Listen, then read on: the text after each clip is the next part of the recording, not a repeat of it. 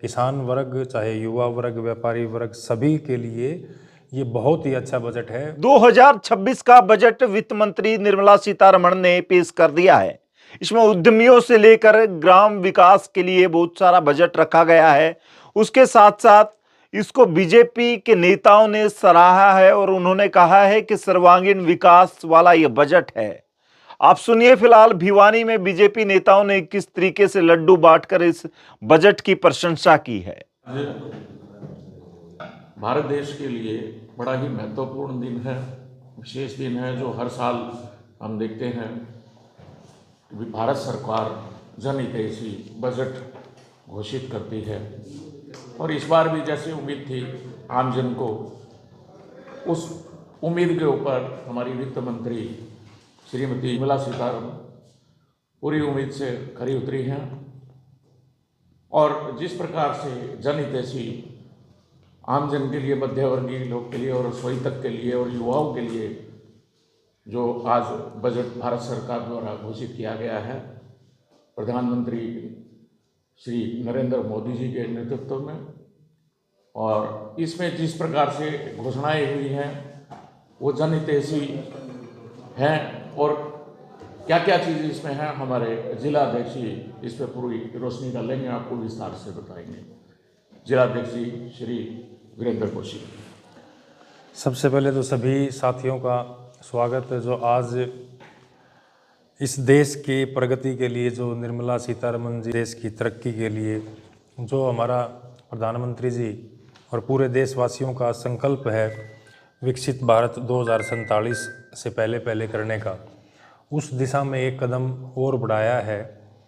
और ये पूरी तरह से सभी वर्गों को समर्पित है होगा ये बजट, या किसान वर्ग, चाहे युवा वर्ग, व्यापारी वर्ग, सभी के लिए ये बहुत ही अच्छा बजट है।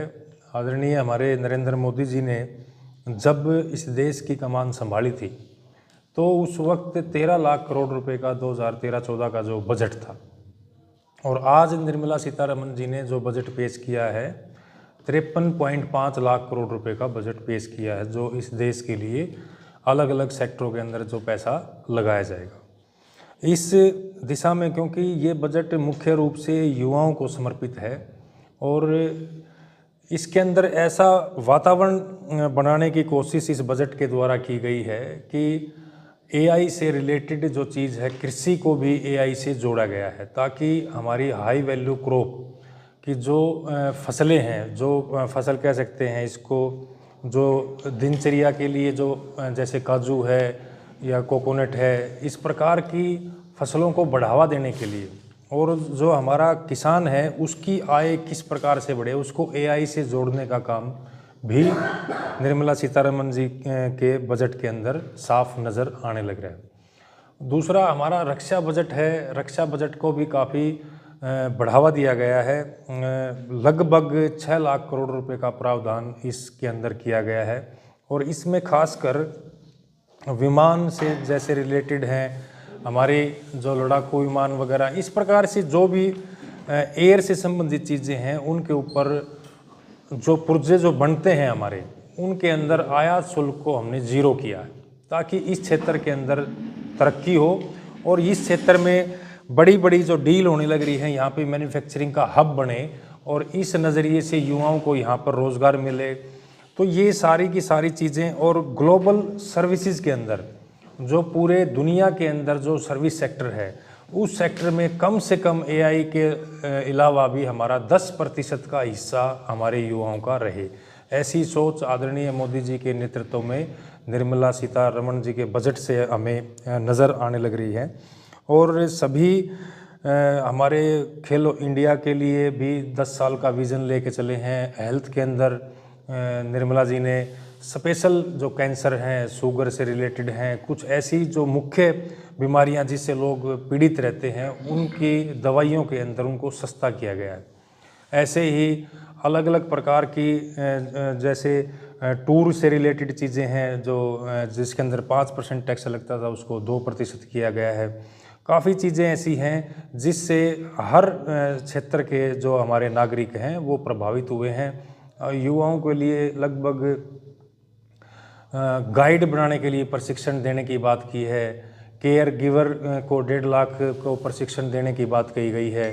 तो इस प्रकार से युवाओं को एक मौका देने का एमएसएमई सेक्टर को 10,000 करोड़ रुपए देने की बात हुई है और उसमें एक माहौल बनाने का काम है कि आने वाली जो पीढ़ी है वो आत्मनिर्भर बने और सर्विस सेक्टर के अंदर भी जाएं और अपना मैन्युफैक्चरिंग की ओर भी वो जाने का प्रयास करें। और डाटाबेस जिस प्रकार से एआई से रिलेटेड बनाया गया है कि और पूरी दुनिया के अंदर मुख्य हब बने इंडिया, उसके लिए भी इसके अंदर प्रावधान किया गया है। इंफ्रास्ट्रक्चर को बढ़ावा देने के लिए भी 12 लाख करोड़ रुपए का प्रावधान है। इस प्रकार से ग्रामीण विकास के लिए भी 3.25 लाख करोड़ रुपए का प्रावधान किया गया है। तो ये सारी की सारी चीज़ें बढ़ावा देते हुए हर सेक्टर को छूने का प्रयास किया है और ये हमारा ऐसा मानना है कि ये एक ऐसा बजट निर्मला सीतारमण जी ने पेश किया है जिससे हर वर्ग इस देश को बढ़ावा देने के लिए इस देश की तरक्की में शामिल होगा और इसके माध्यम से हमारा देश जिस प्रकार से आज 4थे नंबर की आर्थिक शक्ति बना है पूरी दुनिया के अंदर, तो जो 3रे नंबर का हमारा प्रयास है उसमें एक कदम इसके माध्यम से और बढ़ेगा। हमारे देश की वित्त मंत्री श्रीमती निर्मला सीतारमण जी ने जो पेश किया है, इस बजट को अगर मैं एक लाइन में बोलना चाहूँ तो ये बजट सरकार के वित्तीय अनुशासन को दिखाता है, वित्तीय मैनेजमेंट को दिखाता है जो कि बहुत स्ट्रॉन्ग है। दूसरा, ये युवाओं की नौकरी, किसानों की आय, महिलाओं के विकास, महिलाओं को मुख्य धारा में लाने के लिए जो एक आधारभूत संरचना में जो परिवर्तन की जो बात आप जो करते हैं उसको लेके है। इस देश की भौगोलिक स्थिति के अंदर कोई भी व्यक्ति, चाहे कोई नॉर्थ ईस्ट से हो, चाहे कोई J&K से हो, चाहे कोई केरला से हो, हर जगह के युवा को, हर जगह के किसानों को इससे लाभ मिलेगा। अगर आप देखें कैपिटल एक्सपेंडिचर जो पिछले साल करीब 12 लाख करोड़ था और उसको 17 लाख करोड़ किया गया है, तो पूरे देश को एक तरह से इंफ्रास्ट्रक्चर से एक स्ट्रॉन्ग इंफ्रास्ट्रक्चर देने की तरफ एक ये बहुत स्ट्रॉन्ग कदम है इस बजट के अंदर जो लिया गया है। इसके अलावा जो जीडीपी की जो ग्रोथ का जो टारगेट जो 7% का जो लिया गया है, आप देखें पूरा विश्व आज के दिन एक अनसर्टेनिटी के दौर से गुजर रहा है। हर जगह युद्ध का माहौल है, हर जगह एक टेंशन का माहौल है। इस टेंशन के माहौल के अंदर हमारे जो एक तरह प्रधानमंत्री जी ने प्रधानमंत्री बनने के बाद जो सशक्त फैसले लिए, जो एक सशक्त नींव रखी इस देश के अंदर, उसके चलते ना ही तो हम हमारे पद से डगमगा रहे हैं, हम हमारे आर्थिक प्रगति के दौर पे निरंतर बढ़ रहे हैं। हम एक तरह से इंसुलेट होकर काम कर रहे हैं कि पूरे विश्व में चाहे कितना भी ज़्यादा केओस हो रहा हो, हम उससे इंसुलेट होकर हम अपने आप को आगे बढ़ा रहे हैं। चाहे हमारा रेलवे का इंफ्रा रहा हो, चाहे हमारा आईटी का इंफ्रा रहा हो, चाहे हमारा नया इंडस्ट्रियल हब डेवलप करने के लिए जैसे टेक्सटाइल हब्स हम जो डेवलप कर रहे हैं, चाहे उसकी बात रही हो। तो मैं ये कहता हूँ कि ये जो बजट है ये 2047 में विकसित भारत के लिए एक मील का पत्थर साबित होगा। इस देश को विकसित भारत बनाने में इस बजट का सबसे महत्वपूर्ण योगदान रहेगा। आज तक का स्वतंत्र भारत का सबसे बड़ा बजट ये पेश हुआ है और सबसे सशक्त बजट ये पेश हुआ है। आप देखिए फिस्कल डिफिसिट को पिछले साल के मुकाबले 0.1% से कम किया गया है। तो इससे आपको सरकार का जो एक आर्थिक अनुशासन, जितने अनुशासन तरीके से ऊपर से लेकर नीचे तक चीजें चल रही हैं, हमें उसका पता चलता है।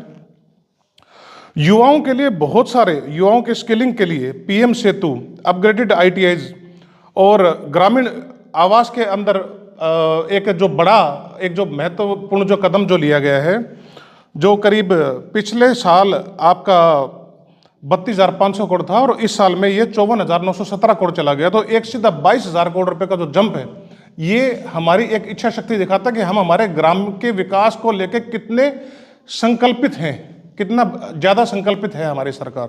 तो इस तरह से ये बजट एक तरह से भारत के सर्वांगीण विकास के लिए एक परफेक्ट बजट है और मैं देश को इसके लिए बहुत बहुत बधाई देता हूं और हमारी सरकार को मैं बहुत बहुत धन्यवाद देता हूं कि इतना एक शानदार बजट जो आज पेश किया गया है। देखिए, आज देश का आम बजट जारी हुआ है और देश के यशस्वी प्रधानमंत्री नरेंद्र मोदी जी के नेतृत्व में वित्त मंत्री श्रीमती निर्मला सीतारमण जी ने जिस तरह से एक बेहतरीन बजट पेश किया है उसकी जितनी भी सराहना की जाए उतना ही कम है।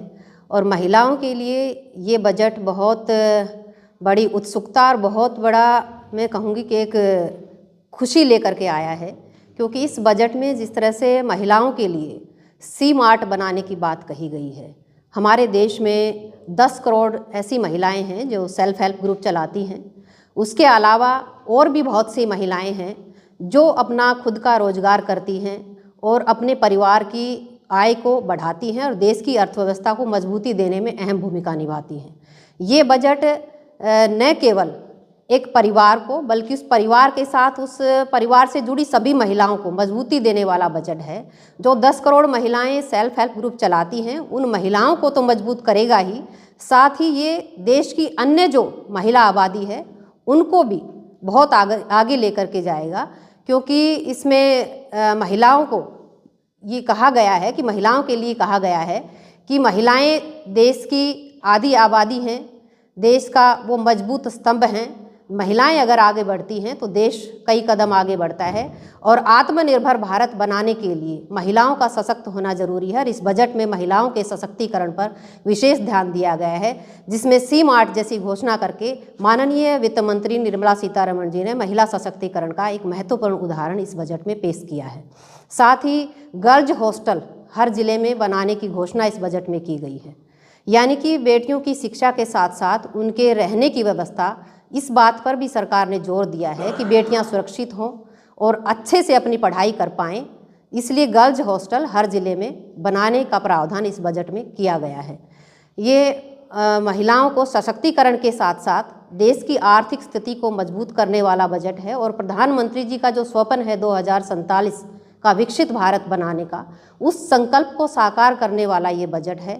मैं आप पत्रकार बंधुओं के माध्यम से माननीय प्रधानमंत्री जी का आभार प्रकट करती हूँ कि उनके नेतृत्व में एक बेहतरीन बजट आज देश की लोकसभा में पेश किया गया है, देश को मिला है और देश का हर व्यक्ति आज इस बजट से गदगद है। चाहे किसान हो, किसान के लिए भी इसमें घोषणा है, चाहे हमारे युवा हैं उनके लिए भी अनेकों रोजगार के अवसर इस बजट में दिए गए हैं। युवाओं की ही हम बात करें तो ऐसे हमारे बहुत से पर्यटन स्थल हैं जिन पर युवाओं के लिए लगभग 10,000 युवाओं को उसके लिए ट्रेंड किया जाएगा, जो अपने रोजगार को, स्वरोजगार को वो बढ़ावा दे सके। ऐसी ऐसी योजनाएं इस बजट में सरकार लेकर के आई है। युवा आधारित अगर इस बजट को कहा जाए तो कोई अतिशयोक्ति नहीं होगी, किसान आधारित इस बजट को कहा जाए तो कोई अतिशयोक्ति नहीं होगी, महिला आधारित इस बजट को कहा जाए तो कोई अतिशयोक्ति नहीं होगी। यानी कि सबका साथ, सबका विकास, सबका विश्वास और सबका प्रयास जो माननीय प्रधानमंत्री जी कहते हैं, सही मायने में उसका स्पष्ट रूप इस बजट में झलक रहा है। ये सर्वस्पर्शी, सर्वसमावेशी और सर्वग्राही बजट है जिसमें सभी वर्गों का विशेष तौर पर ध्यान रखा गया है। 47 को मद्देनजर रखते हुए नरेंद्र मोदी जी के नेतृत्व में सीतारमण जी ने जो बजट ये पेश किया है, ये बहुत ही अच्छा बजट है। इसमें जो नीतियाँ बनाई गई है उसका बेनिफिट्स समाज के हर एक वर्ग को मिलेगा। इस बजट में हमारा देश कृषि प्रधान और छोटे व्यापारियों का देश है, इसके अंदर इन चीज़ों को भी ध्यान में रख के उनके लिए स्कीमें बनाई गई है। MSME के बढ़ावा देने के लिए सरकार ने उसमें 10,000 करोड़ रुपए का प्रावधान किया है। इसके अलावा आयकर दाताओं के लिए भी इस बजट में बहुत सारा ध्यान रखा गया है। जो लोग कहते हैं अभी बजट मोदी सरकार कॉम्प्लिकेटेड कानून बनाती है, सिंप्लीफाइड नहीं करती, तो उन्होंने इस बजट के अंदर कानून को, इनकम टैक्स से रिलेटेड कानून को बहुत सिंप्लीफाइड किया है। जैसे पहले जो प्रेशर होता था इनकम टैक्स रिटर्न भरने का, वो 31 जुलाई था और ऑडिट का 30 सितंबर था। अब उन्होंने उस 31 जुलाई वाले को 2 पार्ट में डिवाइड कर दिया। जो फार्म 1 और 2 सैलरी वालों का होता है, इजी फार्म होता है, उसकी 31 जुलाई रखी है और उसके अलावा जो फार्म बिना ऑडिट वाले होते हैं उनका 31 अगस्त रखा है। इसके अलावा ऑडिट वालों की 30 सितंबर रखी है। इसके अलावा जो रिवाइज रिटर्न भरने का टाइम 31 दिसंबर होता था उसको बढ़ा के 31 मार्च कर दिया। जो लोग इनकम टैक्स में जिनके ऊपर टैक्स लगता था असेसमेंट के दौरान, उनको अपील में जाने के लिए 20% टैक्स पहले जमा कराना पड़ता था, जो उसके अंदर असेसमेंट होता था, अब उसको घटा के 10% कर दिया। इसके अलावा जो कॉन्सीलमेंट ऑफ इनकम होती थी, जो लोग उसकी चोरी करते थे घर की, उसके ऊपर 82% टैक्स लगता था, उसको घटा के 30% कर दिया और पेनल्टी खत्म कर दी। इस तरह सरकार ने आयकर में भी बहुत अच्छे बदलाव लेके आई है, जिससे आम आदमी को बहुत ज़्यादा राहत मिलेगी और वो ज़्यादा टैक्स भी देंगे। इसके बजट के अंदर जो चेंजेज होते हैं इसके टैक्स से रिलेटेड, वो कोई चेंज नहीं हुआ क्योंकि वो पहले बहुत ज़्यादा बढ़ा दिए गए थे, 12 लाख किए हुए हैं और सैलरी वाले को 14 साढ़े 14 लाख तक की छूट मिल जाती थी। तो इन सब चीज़ों को मद्देनजर रखते हुए ये बजट फ्यूचर को देखते हुए अच्छी अच्छी नीतियों को लाकर हर समाज के हर एक वर्ग को फ़ायदा पहुँचाए।